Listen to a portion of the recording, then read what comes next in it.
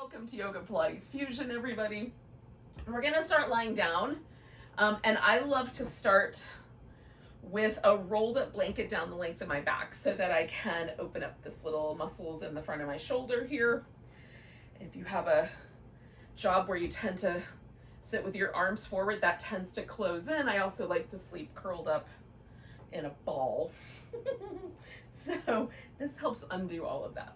Now you can also just lie down without anything underneath your back, and it's still delightful. Once you're here in this reclining position, and depending on the kind of fluffiness of your blanket, you might want the blanket to be higher up. If you don't have a blanket, you could put a yoga block underneath your shoulders and something under your head as well. Then you can decide whether you like your legs out straight. This is usually my preference, but sometimes I like the feet together, make a little butterfly happen. And sometimes I prefer this kind of relaxed hip flexor of this constructive rest position where the feet rest on the floor. So just depending on the day. And then I kind of snuggle my shoulder blades into the edges of the blanket and let my chest relax open a little bit. Sometimes I'll do the arms a little wider, but that tends to target the bigger muscles in my chest, and I'm after this little dude, the pec minor that attaches my rib cage to my shoulder blade through my armpit. To get to that, I have to kind of be sneaky because it's a smaller muscle and it not as sensitive. So it's more about relaxing my shoulder than stretching out the chest. How's that? And then we breathe, and I try to breathe in a way that gets the rib cage moving as well as the belly. So what we're trying to do, both with this kind of loosening of pec minor, the pec minor muscle is a stabilizer for the shoulder. It stabilizes the shoulder in the front in the same way that the rotator cuff muscles stabilize the shoulder in the back. It also, though, helps lift the ribs to get a deep breath. So the other muscles that are kind of secondary breathing muscles in a similar way are these little muscles that live in between each of the ribs, the intercostals. And they're chock-a-block with connective tissue. So the ribs move as a unit.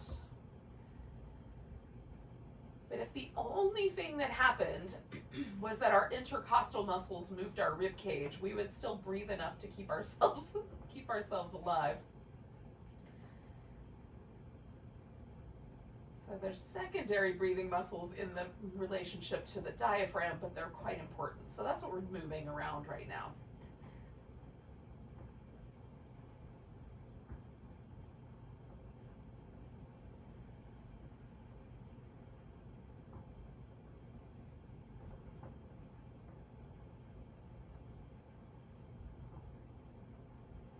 Now, when we do Pilates, we often hold the abdominal muscles in. We kind of hug in from the sides and draw the navel back. And that restricts the movement of the diaphragm. So this little bit of work at the top to loosen up the ribs and get some flow going there. It's a nice way to keep our ability to take a nice deep breath when we're sucking our abs in. We'll do like another 3 breaths like that.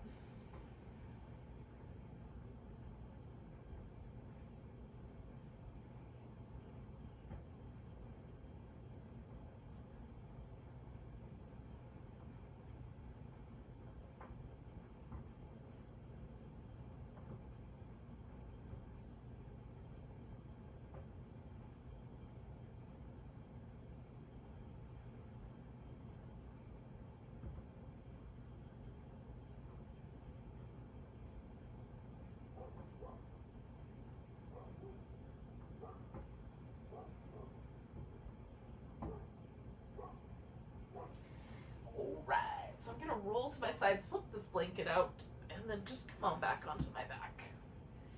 Now, we're going to do a little bit of work for the shoulders. This will involve the arms coming over the head. So if you need a little extra room, I do. Otherwise I'm gonna run into my end table. Then move yourself around a little bit.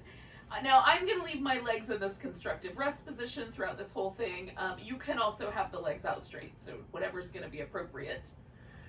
So the movement of my arm bones basically is just going to be overhead and back. Now I can do that with almost no movement in my shoulder, but what we're going to try to do is propel the arm bone from the shoulder. So we're going to move the shoulder blades in conjunction with this movement of the arm. Now, there are some, just a little caveat, there are some rotator cuff injuries where from about, like this 45-degree angle all the way up overhead, there's some pain or discomfort. If that's the case, just stop before you get to that spot. And you don't have to go all the way over your head to the floor, you'll just pause there. Okay. So we're going to start with the shoulder blades in a slightly retracted position. What that means is that they're coming toward each other in the middle of the back. Then we're going to depress the shoulder blades. So we're going to reach down towards our heels, try to get a little more space between the ear and the top of the shoulder. And then as you bring your arms up, you're going to protract the shoulder blades. We're going to bring them off to the edges. As they come overhead, we're going to elevate the shoulder blades, try to get them up around the ears like a pair of earmuffs. And then we're going to come all the way back, protracted, depressed, and then finally retracted. Okay, that's it.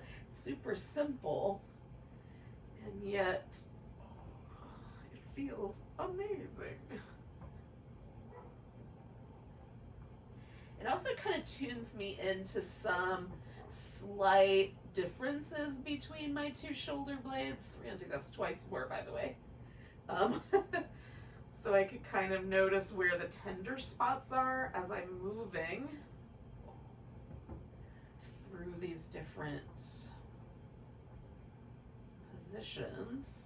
I might really clue in. So I'm noticing my right shoulder blade is a little bit tighter, like a little more sensitive this morning, which is not uncommon. Okay, now I'm going to come back up just to the point where my arms are straight up and down, and I'm going to work just with protraction and retraction. So I'm going to retract the shoulder blades, hug them toward each other, protract them, bring them as wide apart as possible. Retract and protract. I'm inhaling on the retract, exhaling on the protract. You could do it the other way around if you like. One more of those. Now I'm going to retract my shoulder blades as tight as I can, and I'm really going to squeeze them together. Then I'm going to reach over, grab the outside of my right upper arm, and I'm going to try to pull that shoulder blade out of the way, or out to the side again. But I'm not going to let that happen. So my left arm and my right upper back are working an equal amount to attempt to dislodge my shoulder blade and hold it in simultaneously. So it doesn't look like much is happening, but a lot is happening. So do that for yourself. And I am trying to pull my shoulder blade in just a little tighter against this resistance. One more breath of that. And then when I release that shoulder, it rests flatter on the floor than it did before, and I can feel the difference between the two. So I'm going to hug that left shoulder blade in, grab the left upper arm, pull across and resist.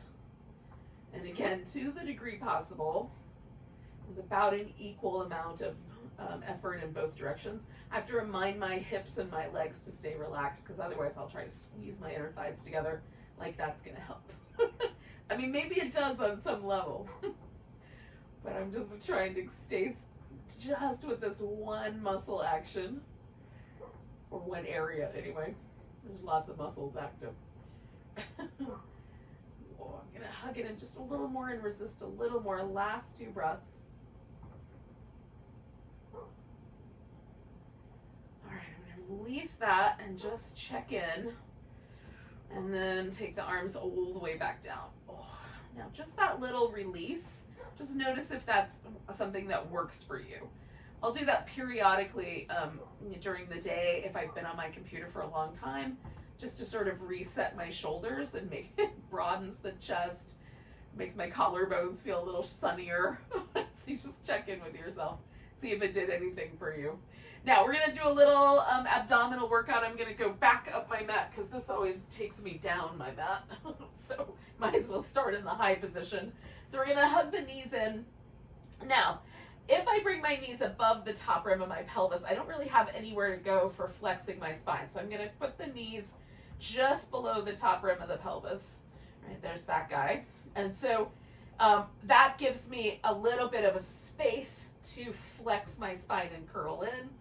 It also makes my lower belly work a little bit to hold that stable as I'm moving. Arms are gonna go, whoops, out in a T. And then we're gonna take the legs over to one side. Now, you can either straighten one leg out, straighten both legs out, or if you don't have that kind of room, just curl the knees in. And then we'll come back about, just below the top rim of the pelvis. When you get to the middle, flex in, over to the side, curl in, or straighten out. And we're just gonna go back and forth like that. Warming up the obliques. And it's sort of like dancing while lying down simultaneously. Oh. If you've ever thought to yourself, I'd love to have a reclining dance party, now you're having one.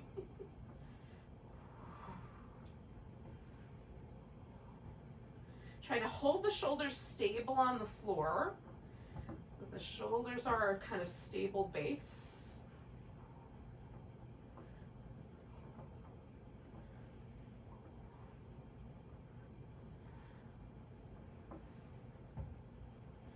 We're going to do 2 more sets of this.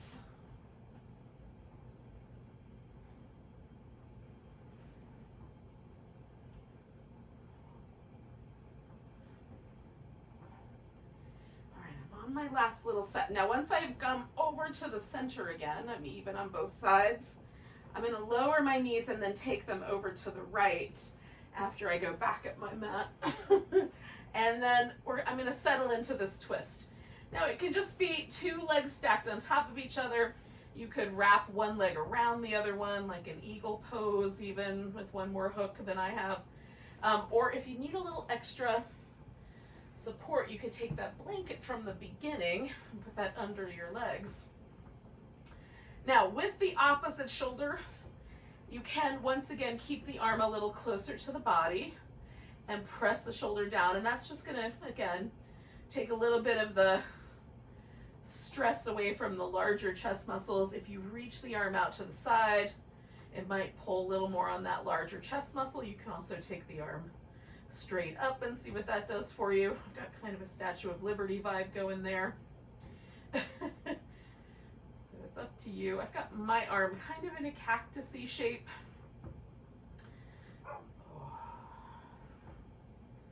And that feels nice.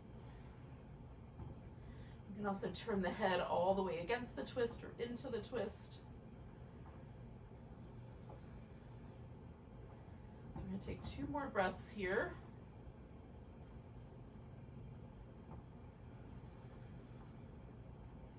Now my left leg is the one that's up on top, so as I come back to the center, I'm going to grab hold of that left leg, stretch the right one out, just let it rest, and then I'm going to spin my left foot in circles.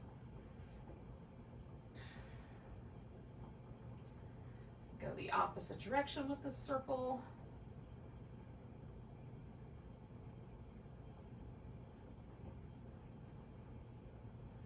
And then we're going to point and flex through the foot.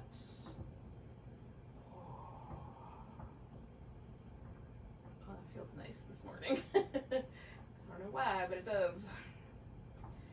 Feels pretty good all the time. It really feels good today. All right, so now with my foot flexed, I'm going to try to straighten my leg out. And you just stop when you feel the hamstring stretch. If it gets all the way straight, great. If it doesn't, also great. Just you can even let go of it if you prefer.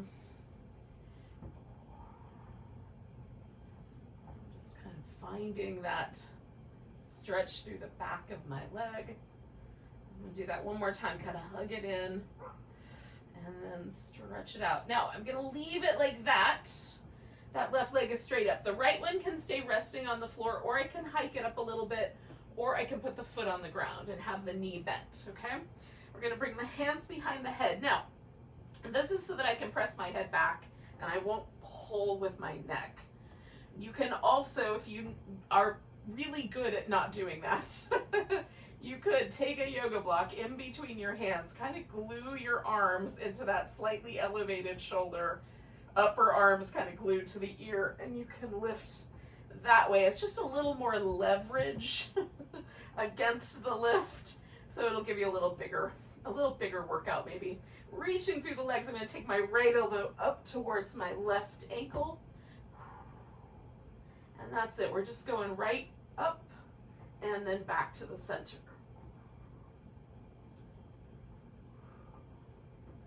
Reach through both legs. Let's do 5 more.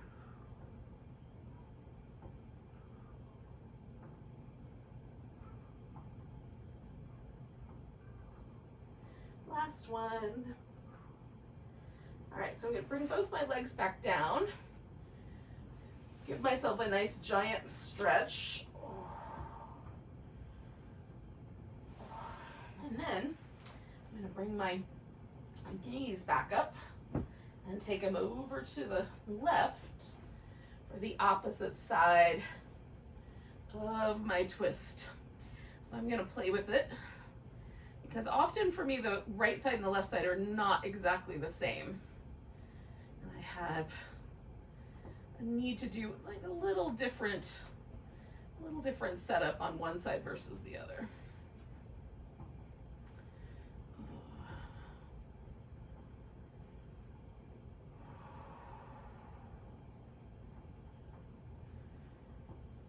Gently lengthening this little space right between my rib cage and my hip. I'm not being too forceful about it.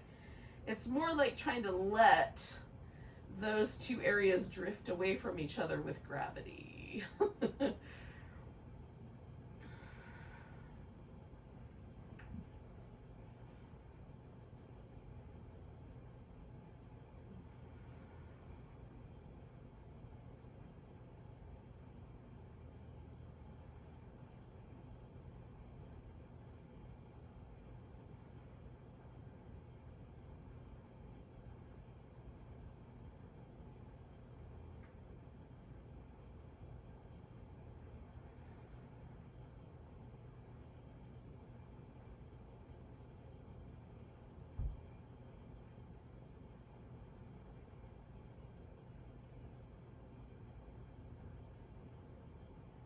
Okay, I'm going to take one more breath.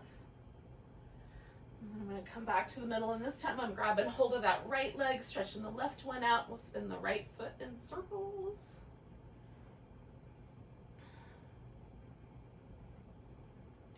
Go in the opposite direction with the circle.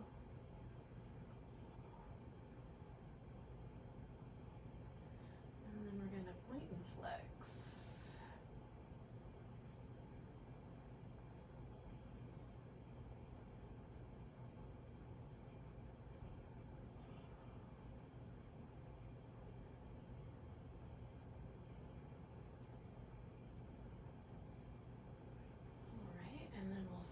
Straighten out that leg, or maybe mostly straighten it out.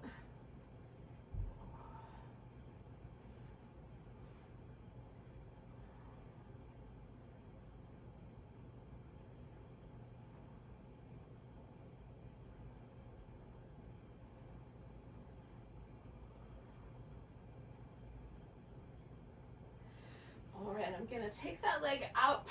Bring my hands in, lift the left leg, and now I'm taking that left elbow up towards that right shoulder as best I can.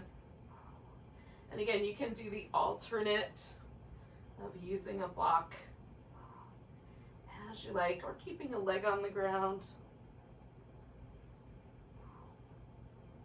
Let's do 5 more.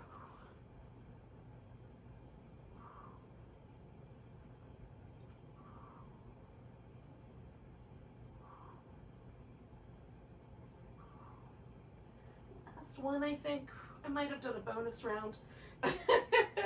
Bringing the legs down for a moment. I'm going to give myself a big stretch.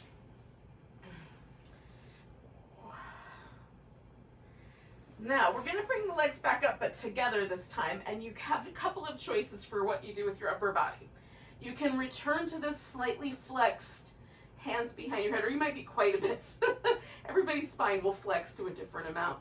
So you might have your shoulders off the ground even here. Or you can leave your head and neck resting on the floor and bring the arms down a little lower, closer to your hips. For some people, this is a matter of core strength. For other people, it's a matter of body proportion as to which of these is going to be the best thing to avoid causing trouble for your low back. So I have a shorter torso and longer legs, so for me it almost always works better to have my hands lower and not try to do the upper body part, but you might be different.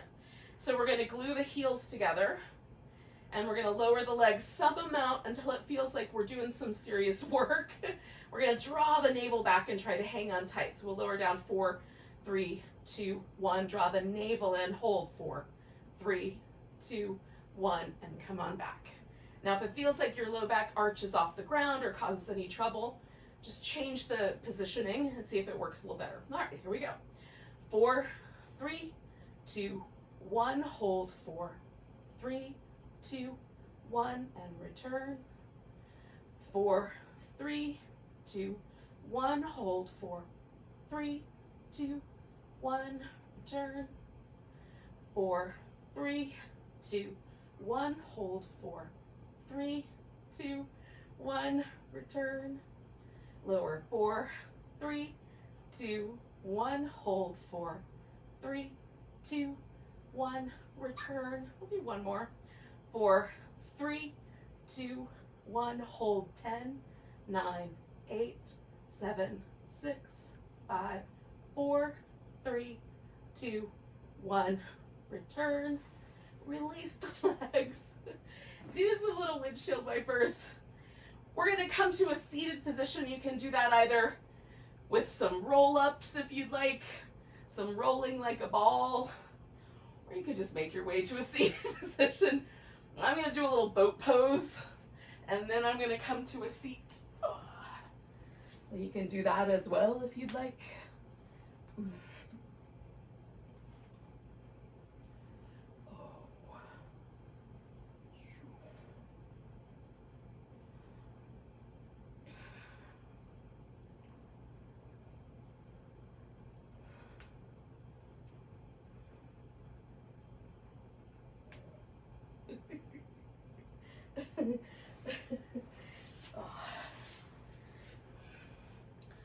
Now, if you're still rolling up or something like that, do your thing.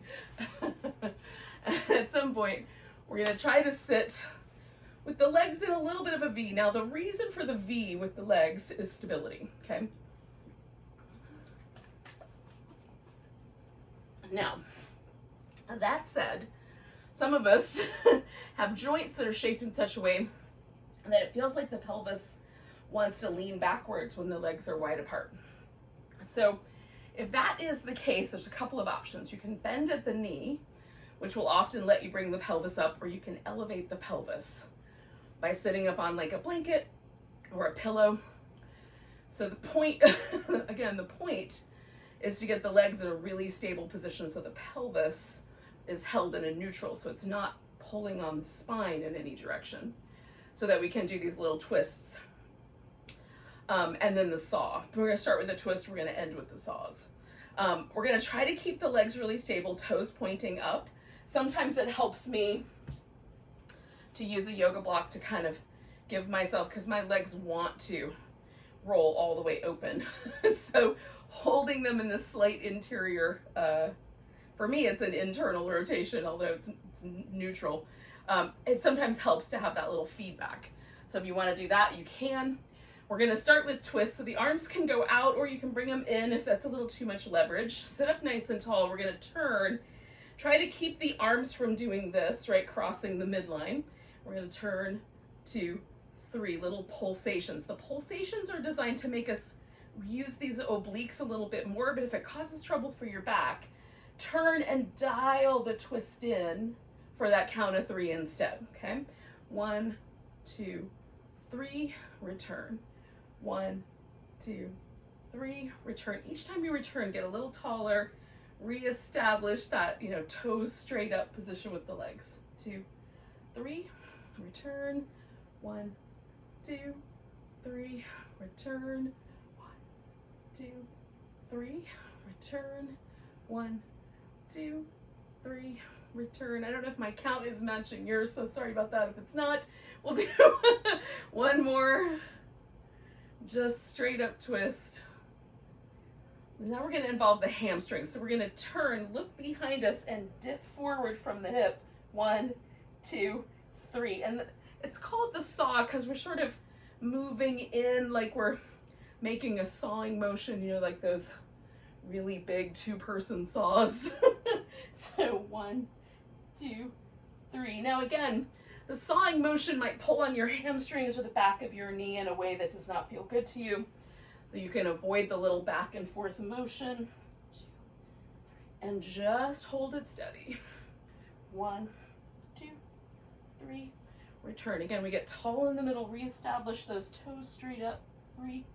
If we can keep it that way, we're keeping it that way. 1, 2, 3, lift, turn. 1, 2, 3, lift, turn. And we're going to do it one more time. 2, 3, lift, turn. 1, 2, 3. Once back to the middle, we'll come up to all fours. If you need a moment to wiggle around, you can do that first. Now, if you want some extra padding under your knees, you can do that. If you, for whatever reason, need to do some of these on your forearms so you take some of the pressure out of your wrists, you can do that, or you can add a block under the wrist and do it that way. But we're mostly here to feel a kind of movement in the spine to the degree possible. We're going to tuck and tilt the pelvis. And sort of initiate movement that way. Again, everybody's body's a little different. You might have really big visual movement, or it might be really small visually, but you still feel whatever you feel. That's what we're focused on. So I'm focused on feeling my spine go from this extended position with my pelvis kind of tilting forward to this flexed position and my pelvis curling and tucking under.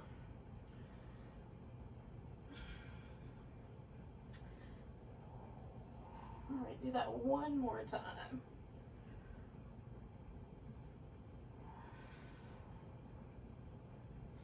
Now we're going to come to a downward facing dog, and we'll use that primarily as a transition pose to get ourselves on our feet. But if you like, you can hang out with your downward dog for a few moments, walk in place, do some little hip shimmies, add some dance moves, just liquefy it in whatever way you like, and then wind up on your feet one way or another, or use it as a transition, be that a short transition or a long one.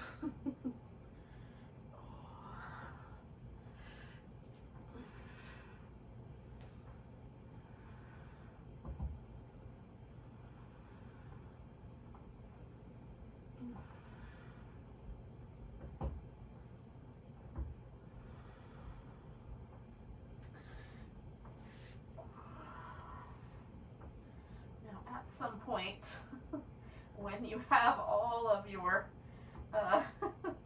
body weight situated in your legs that you can come off of your hands and come all the way up to standing, then definitely do. If you want a little more time there, I'm not going to take that away from you.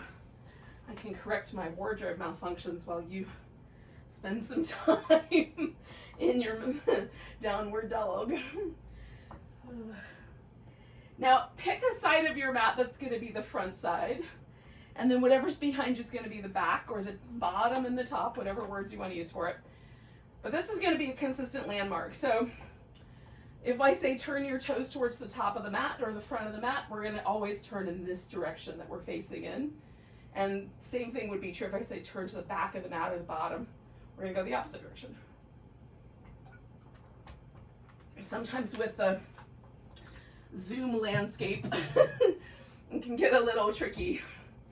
So if we have some consistent landmarks, it gets a little easier. It also gives you a chance to orient your screen in the way that you like best. And then come to mountain pose and feel your mountain pose right up front. See what happens when you try to put the weight on your feet evenly, top to back, you know, like toes to heels, left to right. Sometimes I notice that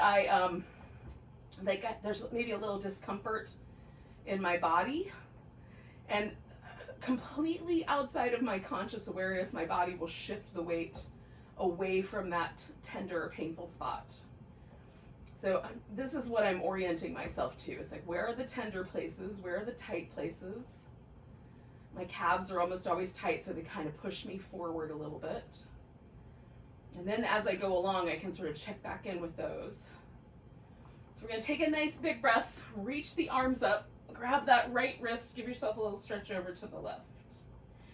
Bring your weight back into your right leg and maybe bring yourself to a tree pose, or if you want, you can grab your foot and take a dancer pose.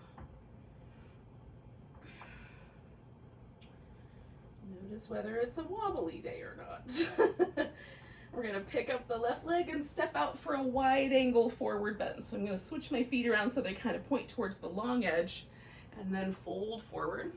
Now your toes can point out a little bit or in a little bit, as is best for your hips, knees, and ankles.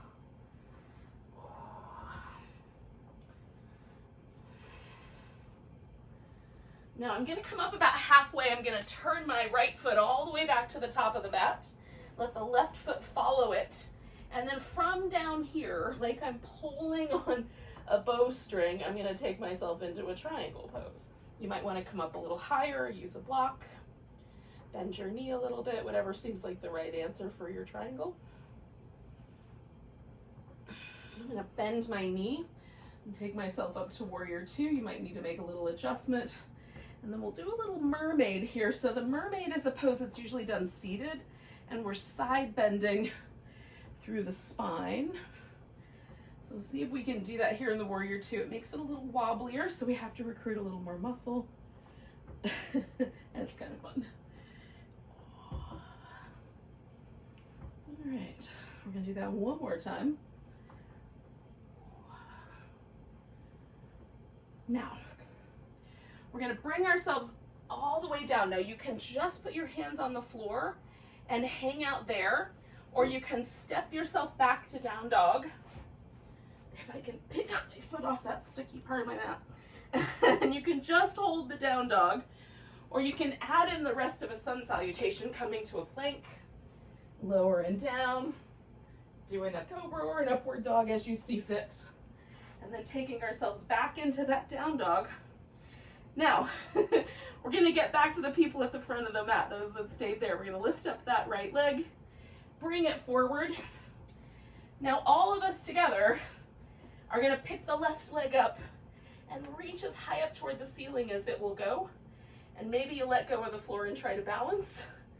Maybe that's silly. We're gonna bring that left foot down beside the right one, come up halfway, and fold. If you care to, you can stay halfway, and then come all the way up to standing. Give yourself a stretch. Oh. And then we'll reorient you back into that mountain pose. We just did a bunch of stuff on one side we haven't done on the other yet. Is there a difference you can perceive?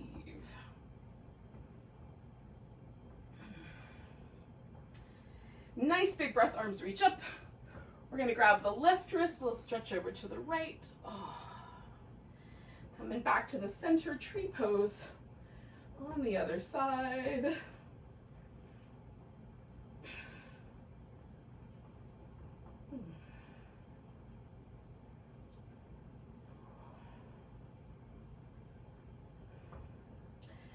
Picking up that right leg, I'm gonna step myself out into that wide angle, make adjustments, fold forward. You can stop at the halfway. You can pull yourself through. You can just dangle upside down.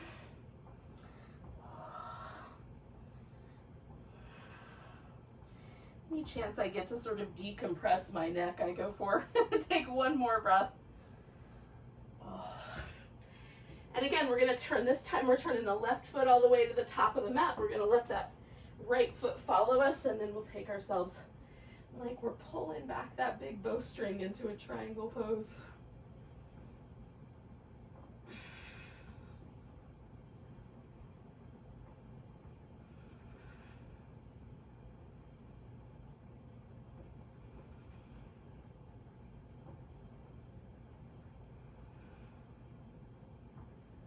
And then we'll bring ourselves to that warrior two. Woo. If it's not too wobbly, we'll add the mermaids.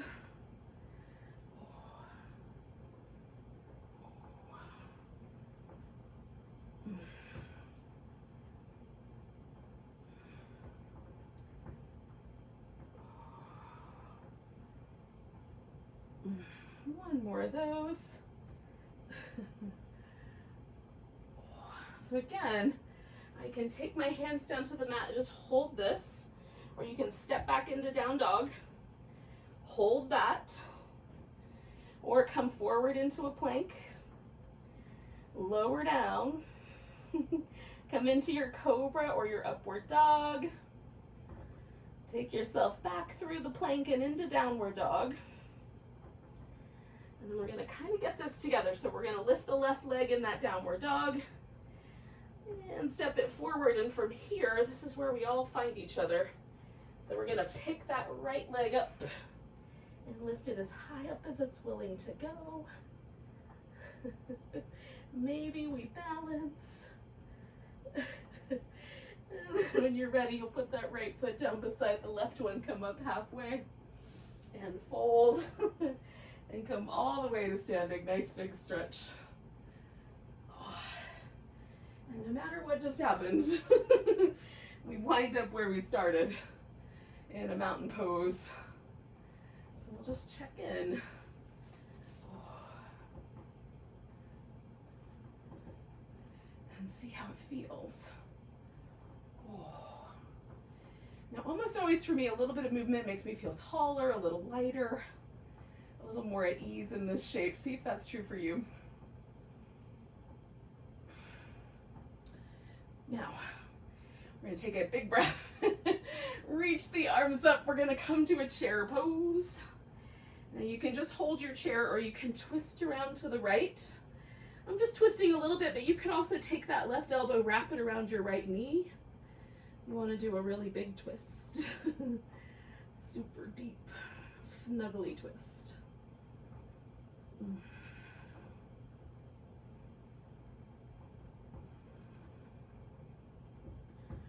Coming back to the center, we'll pick up this left leg and try to step ourselves back into warrior one. Once you get there, you can orient your torso straight forward over the front knee, or let it orient with the hips so it goes more at a diagonal. Just make sure that you're not forcing your hip forward against the wishes of your knee and your ankle, so that when we do the spine stretch forward, we're not causing undue stress down this leg. We're gonna roll ourselves up one vertebrae at a time. Come back to that warrior one, and then stretch yourself out. Roll yourself up. Whew. Come back to warrior one. One more time, we're gonna stretch ourselves out. Now we're gonna stay low here and see what happens if we try to stretch that front leg out straight. I'm gonna orient myself a little bit more by bringing my heel and my hip around a little bit. So all my hips, my torso, my legs are all kind of orienting towards the same forward direction. There's a big old hamstring stretch and a calf stretch for me here. Notice what's true for you.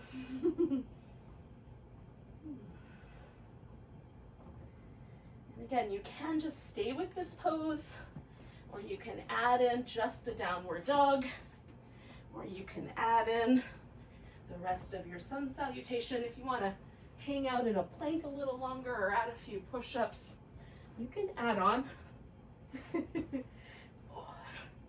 We'll all join up together eventually. So we're going to step the right foot forward And again, this is where we kind of all join up no matter what. We're going to pick the left leg up, lift it as high as it'll go. Now, keeping your right hand on the floor, can we tilt that left hip up and open to make a half moon balance happen? Woo. Maybe it's wobbly today. Bring both hands or both feet to the ground, as the case may be. Come up halfway. Hold, and then we'll come all the way up. Give it a big stretch. Oh. Oh. Find your mountain pose. Take a big breath. Oh, we're gonna come to chair pose and twist to the left. Settling on in there. Again, you might deepen the twist or keep it kind of shallow.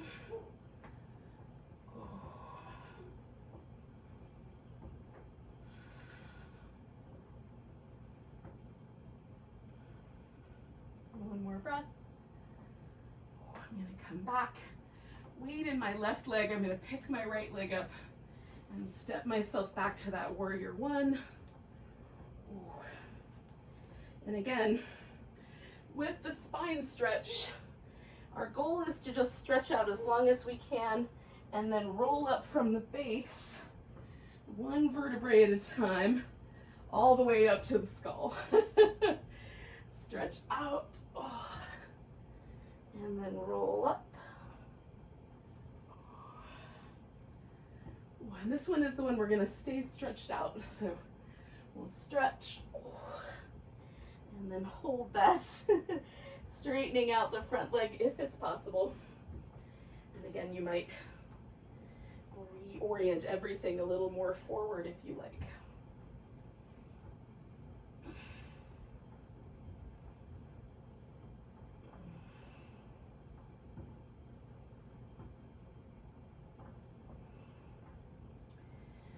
So you might stay here, or again, you might put the hands on the mat, step back to down dog, stay there, or come forward into a plank and finish that sun salutation with however many extra bits you want.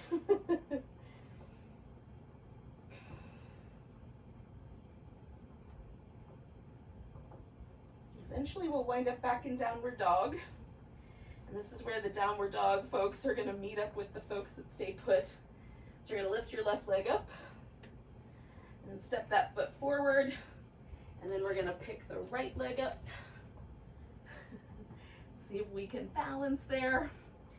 And then our left hand's going to stay with the floor, maybe on a block, maybe not. And then we'll see if we can tilt that right hip up and find a half moon balance here.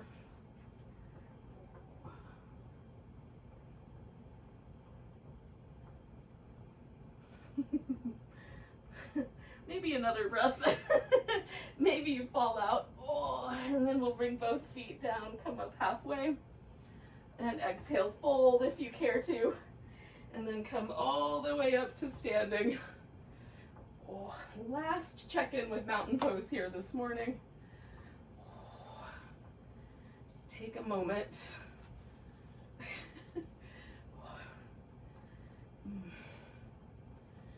Come back to that centered place and just see, is it a little easier to stand on your feet? Is it just as hard? What happened? So we're gonna get to a seated position. I'm gonna do that through a downward dog and a little child's pose. And you can do that in whatever way you like. If you want to add a sun salutation in here, you can add one more in.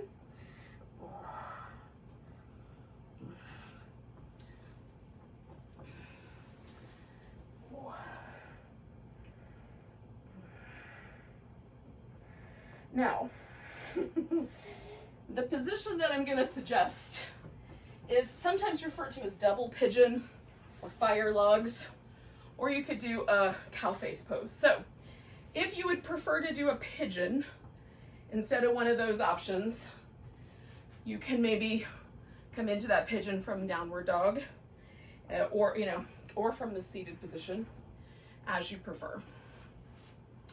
So my right leg is going to be on the bottom of the stack, and I'm going to put my left leg up on top. And if you're doing the pigeon, do the right leg forward and the left leg back.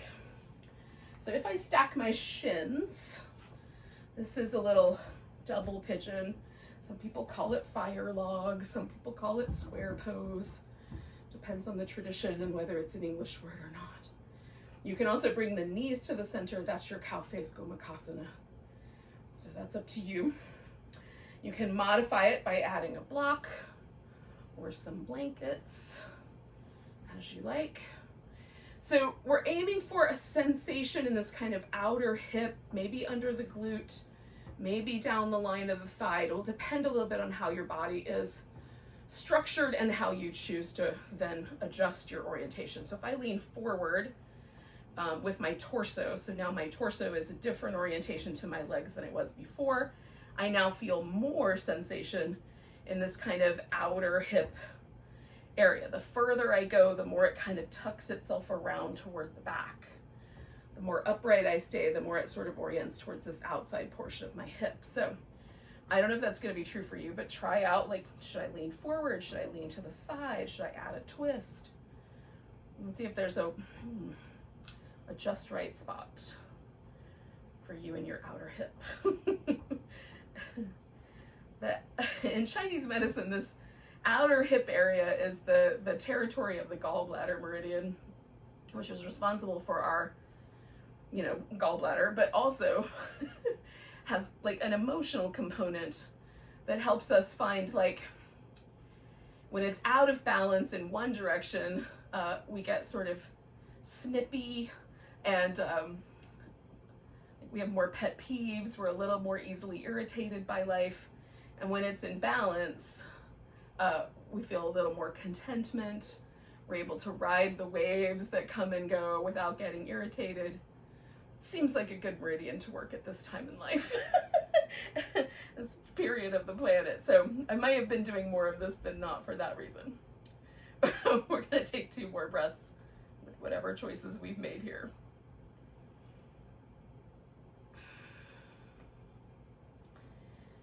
Now, in my particular pose choice, I'm going to come all the way up with my inhale. All I'm going to do to change this up is I'm going to put my left foot on the floor so my left knee is up. If you were doing the regular pigeon, bring your left leg around, and that's going to go in similar position. You can put the leg around the outside of your thigh if you like. You just want to make sure you can sit up tall, and then we're going to twist towards that left side. And I'm kind of pulling on my left leg and pushing into my hand. So again, like similar to the way I did my shoulder earlier, I'm now sort of giving myself a little extra piriformis, like external hip rotator work by doing that. You're releasing some tension from that area. Try it. If you like it, keep it. If you don't, you can scrap it and just twist. So I'm going to do 2 more breaths here.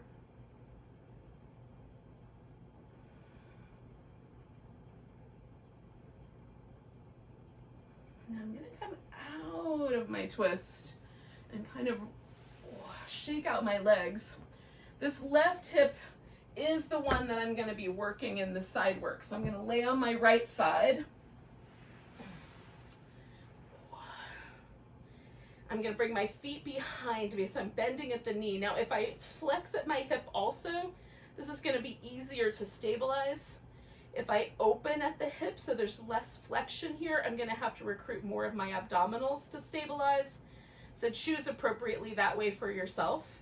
And then pick your feet up, but keep your hip from dipping forward. We want to keep the hips nice and stable, draw in through the abs, and then we'll use those to stabilize our torso as we open the knee, extend the leg, bring the toes together, and then the knees. Again, keep the hip nice and stable. I like to keep my hand there just as a reminder to my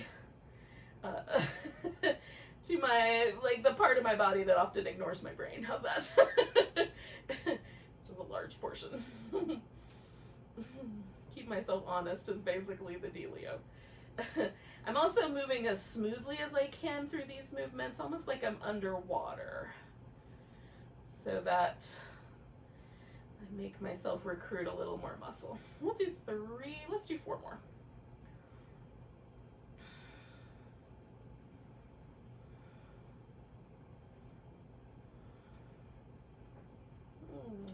on the other side here. All right, or one more in general. We're gonna straighten out the legs. This top leg is coming over. You can have it bent, or you can have the leg straight. We're gonna lift the right leg, so the one that's on the bottom. I'm gonna reorient my hips, make sure they're stacked. And then from as deep in my belly as I can, I'm gonna assist my inner thigh in hoisting this leg up for a pulsation. 10, 9, 8, 7, 6, 5, 4, 3, 2, 1. Circle that leg. 5, 4, 3, 2, 1. Other direction. 5, 4, 3, 2, 1. Leg comes down. Now, if you wanted to roll onto the belly, do a cobra, do a down dog, step into your other pigeon, you can do that. Or you can come back to the seated position and do the same thing. Now the right leg is going to be on top for me. And if you're doing the pigeon, it'll most likely be your left leg up on top. Or your left leg up front anyway. All right. So again, I'm kind of letting myself take a moment to get stable, decide if I want to add any extra props to support my pose. And then do I want to lean forward, a little to the side, a little bit rotated. They're all just little ways of spicing up your pose just right for you.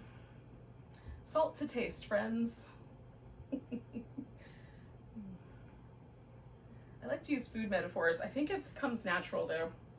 My mom's side of the family is all like chefs, cooks, caterers, restaurant owners, going back like 7 generations, people who fed people in that way. And on my dad's side of the family, going back at least 7, maybe longer, are farmers and ranchers and people who raise animals and plants.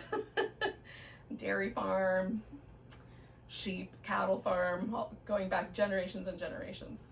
So it's natural. Everything is oriented around what it tastes like or how spicy it is.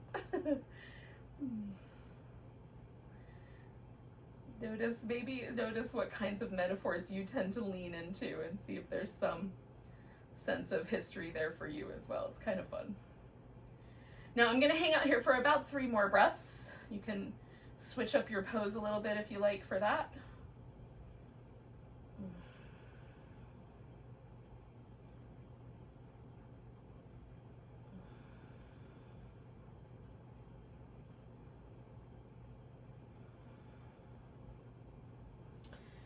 So we're gonna pick ourselves up. This leg is gonna come up front and I'm gonna sit up tall and turn towards this right side now. So I've got a twist. If you did the pigeon, you bring your left leg or right leg around and you'll wind up similarly oriented.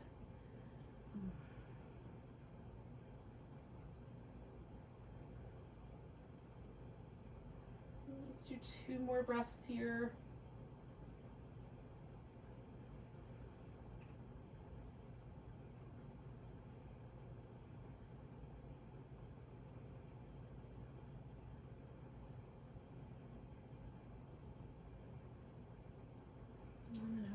Unwind, and again I'm going to lay down on my left side this time. We'll work on this right hip as I set myself up for these little clam kicks. All right, so getting my pelvis oriented in the right spot, drawing my abs in, and then doing this little open and close, maybe with the kick, maybe you leave that out. If it bugs your knee, you can just hold steady and then bring it together. And again, almost like we're underwater. We want to move nice and smooth and kind of slow. Like there's a tendency for that leg to want to drop, so we're just paying attention. Being somewhat deliberate here.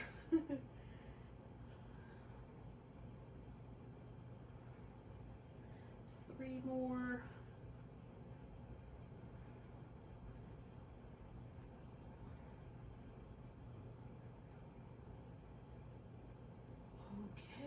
stretch the legs out, bring that guy over the top.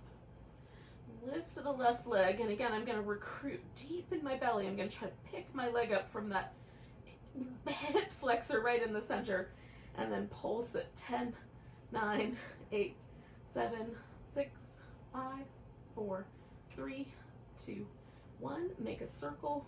5, 4, 3, 2, 1. Circle in the other way. 5, 4, 3, 2, 1. And then we're going to just roll onto the back. And I'm right in a sunbeam, so I'm going to adjust. It's not poking me in the eyeball. And then we're going to do like some kind of a little release. It might be a happy baby, could be a bridge pose. When you're ready, just stretch out for a few moments and let your whole body relax. Now, it may seem like this is kind of a little frivolous part of the yoga practice, but it's not. It's the way that we get ourselves back in touch with that parasympathetic nervous system. If you'd prefer, you can do this seated like a regular meditation. And we're going to try to relax every muscle in the body. Come back to that breath awareness.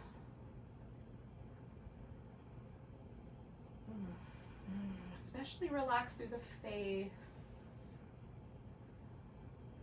So we take a moment to shift ourselves into that restful, they call it rest and digest side of our nervous system.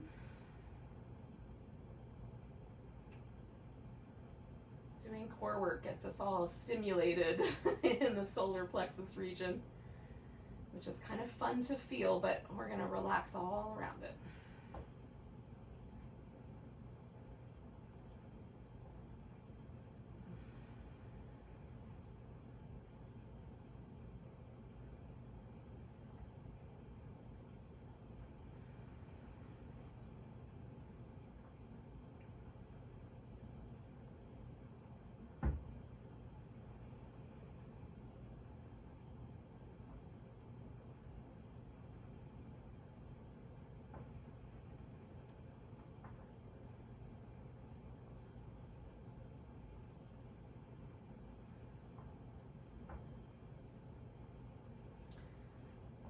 Can relax another layer. Just let go a little more deeply, just for a few more breaths.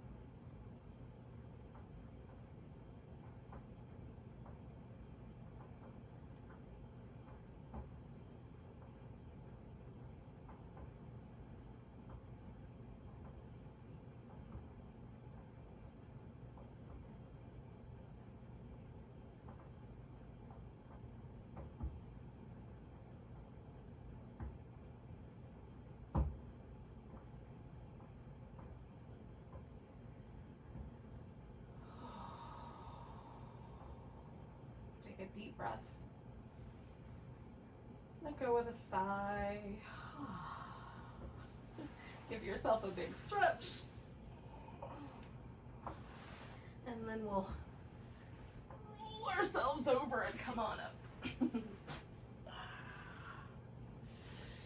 So thanks for joining me for some yoga and Pilates fused together. We'll take a big breath together. And a big deep sigh. Namaste, friends.